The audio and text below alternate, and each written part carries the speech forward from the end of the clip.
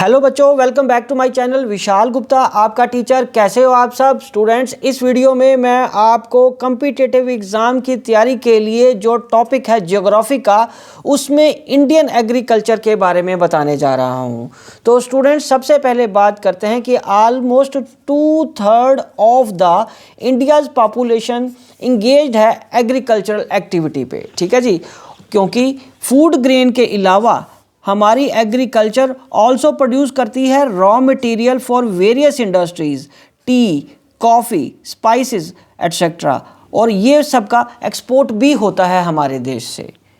और बच्चों, कितने तरह की फार्मिंग की जाती है हमारे देश में?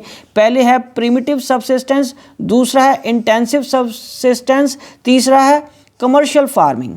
तो बच्चों, सबसे पहले हम बात करते हैं प्रिमिटिव सबसिस्टेंस फार्मिंग। वो क्या है, जिसको कि हम also slash and burn agriculture कहते हैं। It depends upon monsoon, natural fertility of soil and suitability of other environmental condition to the crops grown. मतलब ये पूरी तरह निर्भर है मानसून पे, या यूँ कह लीजिए कि उस जगह की, उस मिट्टी की, उसकी फर्टिलिटी पे डिपेंड करती है कि वो कितना, उसका इन्वायरमेंट, उसका जोग्राफिकल इन्वायरमेंट कंडीशंस उस क्रॉप को उगाने में हेल्पफुल होती हैं। और इस तरीके की फार्मिंग को हम क्या बोलेंगे? Primitive subsistence farming. ठीक है बच्चों, चलिए अब हम आगे बढ़ते हैं। Intensive subsistence farming. बच्चों, intensive subsistence farming is practised in areas where population major on land is high. ठीक है जी, high amount of biochemical inputs and irrigation are use for higher production. इसमें भी बच्चों, जो पॉपुलेशन के प्रेशर है हमारे देश में, उसकी वजह से बायोकेमिकल इनपुट्स का इस्तेमाल करके, जो इरिगेशन का इस्तेमाल करके हम हाई प्रोडक्शन की तरफ जाते हैं, उसको क्या बोलते हैं हम? Intensive subsistence farming. और बेसिकली सबसिस्टेंस फार्मिंग तो आपको पता ही है कि जो अपनी ज़रूरतों को पूरा करने के लिए हम करते हैं, उसको सबसिस्टेंस फार्मिंग ही बोलते हैं। उसके आगे दो टाइप हमारे बन गए थे। पहला क्या बन गया था बच्चों? पहला है प्रिमिटिव सबसिस्टेंस और दूसरा है इंटेंसिव सबसिस्टेंस। ठीक है जी, अब हम बात करते हैं कमर्शियल फार्मिंग की। बच्चों, कमर्शियल फार्मिंग और uses higher doses of modern input, for example HYV seeds, chemical fertilizers, insecticides, pesticides, in order to obtain higher productivity. Higher productivity को गेन करने के लिए हम HYV सीड्स का इस्तेमाल करते हैं, केमिकल फर्टिलाइजर्स का इस्तेमाल करते हैं, इंसेक्टिसाइड, पेस्टिसाइड्स, ताकि ज़्यादा प्रोडक्टिविटी आ सके, और क्योंकि हमने इस फसल को बेचने के लिए उगाना है। That is why it is known as commercial farming. So plantation farming is type of commercial farming in which single crop is grown on large area. तो इसको प्लांटेशन फार्मिंग भी बोलते हैं, क्योंकि एक क्रॉप ही बहुत बड़े एरिया पे उगाई जाती है। ठीक है जी, अब हम बात करेंगे क्रॉपिंग पैटर्न हमारे देश में कैसा होता है। ठीक है जी, तो वो सबसे पहले रबी, फिर खरीफ और ज़ैद। बच्चों, रबी फसल जो होती है वो सोन इन विंटर, अक्टूबर से दिसंबर तक बोई जाती है, और हार्वेस्ट कब की जाती है? समर में, अप्रैल जून में। और वो क्रॉप्स कौन सी हैं? Wheat, barley, Ps, gram, mustard.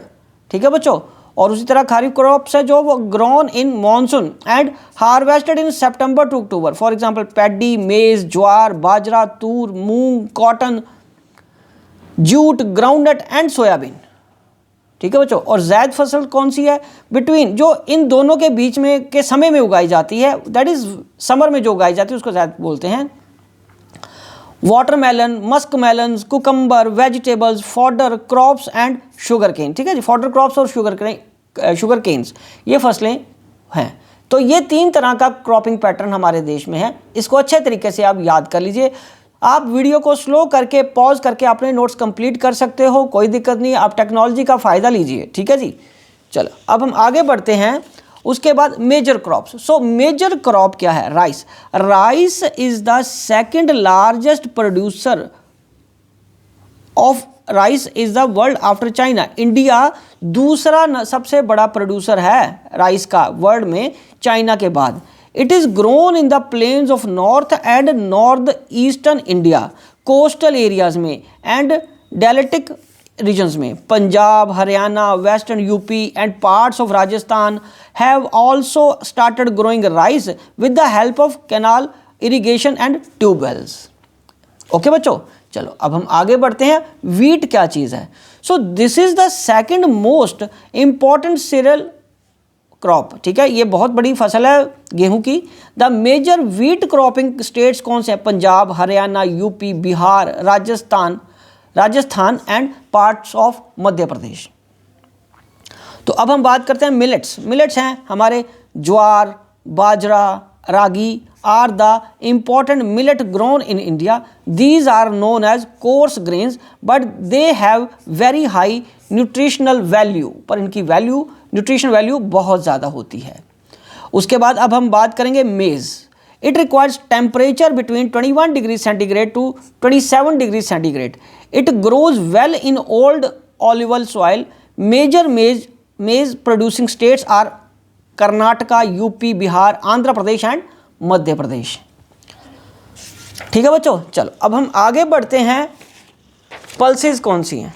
So pulses, India is the largest producer as well as consumers of the pulses in the world.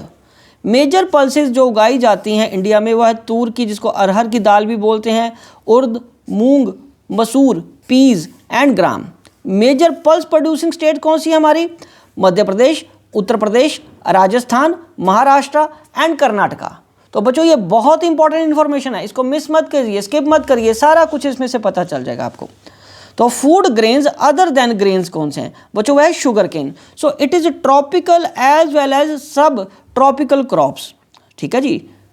It grows well in hot and humid climate, ठीक है। India is second largest producer of sugar cane only after Brazil. तो number 1 पे कौन है? Brazil, और दूसरे number पे India आता है।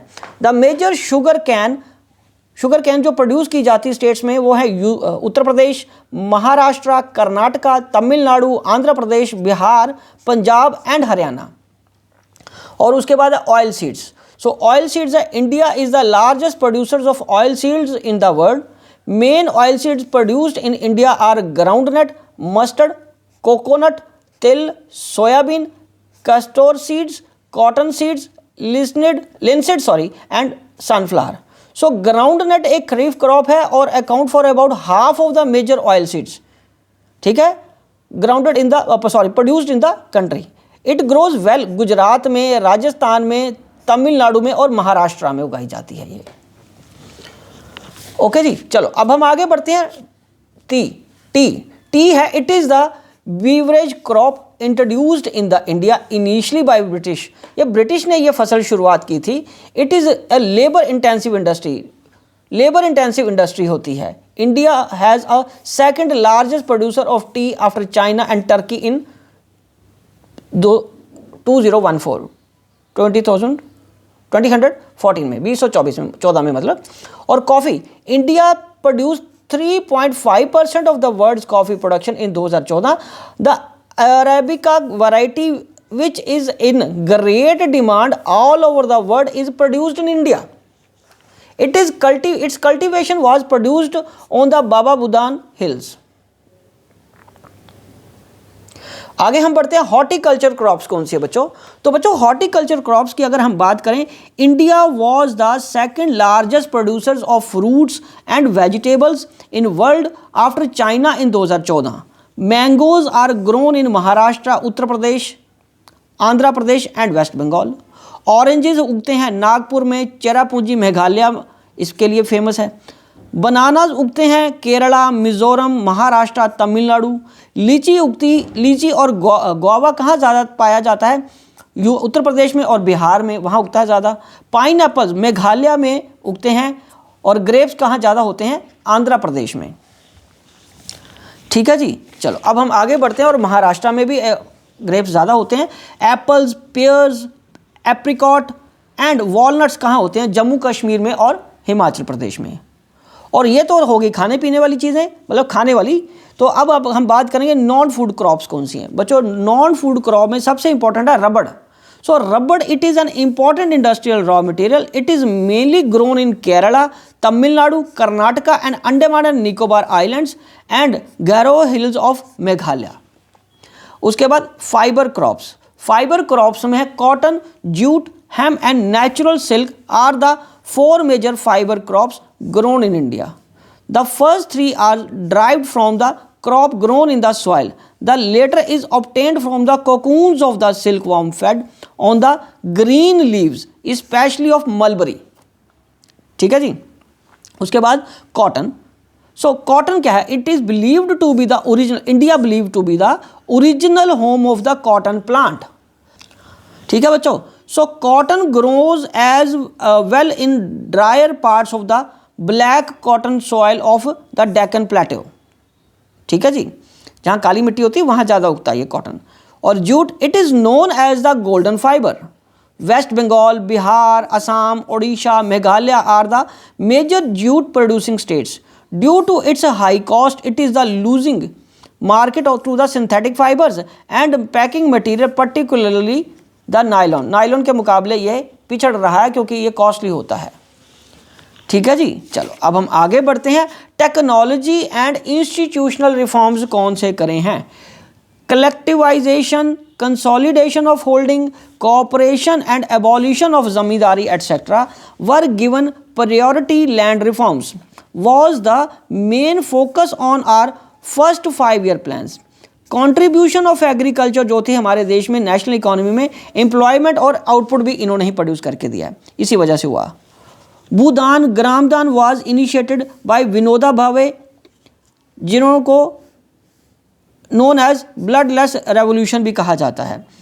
ठीक है. और ग्रीन रेवोल्यूशन और वाइट रेवोल्यूशन, जिसको मिल्क रेवोल्यूशन भी बोलते हैं, were introduced to improve the a lot of Indian agriculture. Green revolution हरित क्रांति जो आई थी फसलों के लिए, और वाइट रेवोल्यूशन दूध के लिए.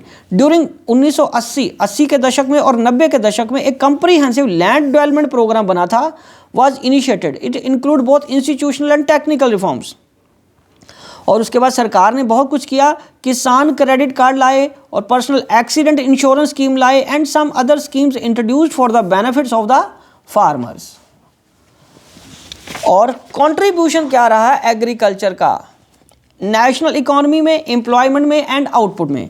बच्चों, subsidy of fertilisers is decreased leading to increase in the cost of production. Farmers are withdrawing their investment from agriculture causing a downfall in the employment of agriculture.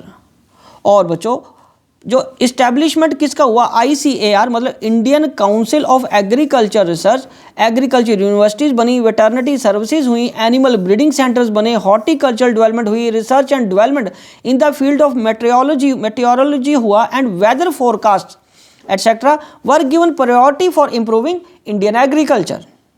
और बच्चों, फूड सिक्योरिटी क्या था? Food security, national food security system consist of 2 component, buffer stock था और public distribution system.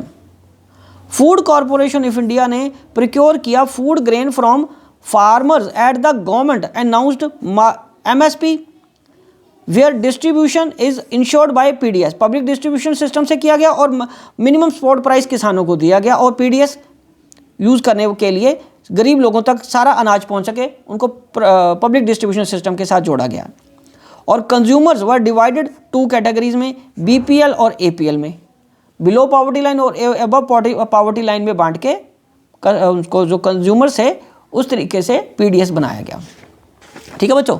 चलो अब हम आगे बढ़ते हैं. इम्पैक्ट ऑफ ग्लोबलाइजेशन, एग्रीकल्चर पे क्या प्रभाव रहा ग्लोबलाइजेशन का? Using globalisation as a technique to improve agriculture, Indian farmers have been exposed to new challenges. Genetic engineering is recognized as a powerful supplement in inventing new hybrid varieties of seeds. India's rural population is about 83.3 crore, which depend upon 25 crore hectares of the agricultural land, an average of less than half hectare per person. Indian farmers should diversify their cropping pattern from cereal to high value crops. ठीक है बच्चों. तो ये था हमारा Indian agriculture का topic. Geography के subject में आपको किसी भी कम्पिटिटिव एग्जाम में इनके क्वेश्चंस में कोई दिक्कत नहीं आएगी. अगर आ जाएगी तो आप ये मेरी वीडियो ज़रूर देख के जाना एग्ज़ाम से पहले, और इसको देख के आप अपने नोट्स भी बना सकते हो. ये मैंने प्लेलिस्ट बनाई हुई है ज्योग्राफी की मेरे चैनल पे, उसको आप सब्सक्राइब करना ना भूलें यदि आपने मेरे चैनल को सब्सक्राइब अभी तक नहीं किया हुआ. तो wishing you good luck for your competitive exam. Happy learning.